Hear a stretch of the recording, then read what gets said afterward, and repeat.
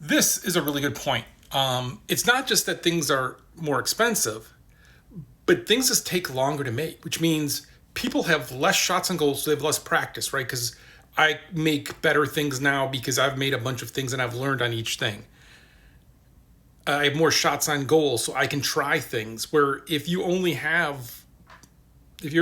of the big studios now, how many shots on goal do you really have? How many games are you really going to make? And so then you put even more into it because you're like, oh my God, this game, this high level fidelity is going to be even higher. And again, this is like AAA we're talking here, right?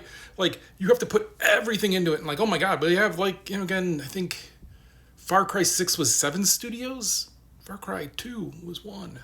Right? Like it's just these gigantic bets and they take all the time. It's like, how many Naughty Dog games are we going to get now? Fewer, because they have to have a higher level of, hey, the dog's animation's got to be perfect when you see it, or the physics simulation of rope, wasn't that the one in there? Like it's got to be perfect, and that's it. Like, sure, those are great games. Sure, they're a high quality bar, but that high quality bar just means less. And then we get this fear of like, well, what if this fails? Because then, my God, we've made this whole giant bet. Because then, like, people aren't talking about widely yet, but Supercell made a new mobile game. They're a mobile game maker, right? I don't think their games, whatever. Fine, that's cool. But it's just cannibalizing sales of the other one. Genshin Impact, which is this giant hit, made by a Chinese company. They have a second game out. I don't remember the name of it. They're not my kind of games. And it's just cannibalizing sales of the other. And they actually have to split when they do sales and promotions, because otherwise they just stomp on each other and it's people flipping back and forth between the two. Like, there's a limit to the number of people who are going to play these games or want these kind of games at some point. And what happens then?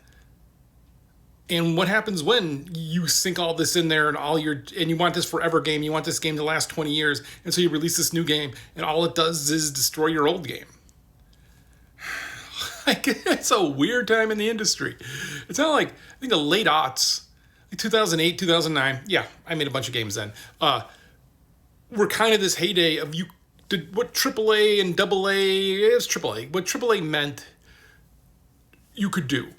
And now what AAA means is just crazy, right? Because even like, look at Valve's game, right, that's now been in beta forever. I can never remember if I'm allowed to say the name or not. I think we're allowed to say the name now, right? I'm still going to just not say the name. But like, it's in beta forever. That's super expensive. And that's super long. How long's that game been in development? How much money have they spent on it? Well, if you're an indie dev, you can't do that. But I mean, you could make Lethal Company and make a ton of money. I don't know, like, right? It is just an interesting thing of that. It's just not money, and it's just not people, but it's also time. And that time all robs us of a bunch of other games being made. I've got no clear thought on this. I got no, like, this is gotta change. Oh, but I don't know. But it is a thing.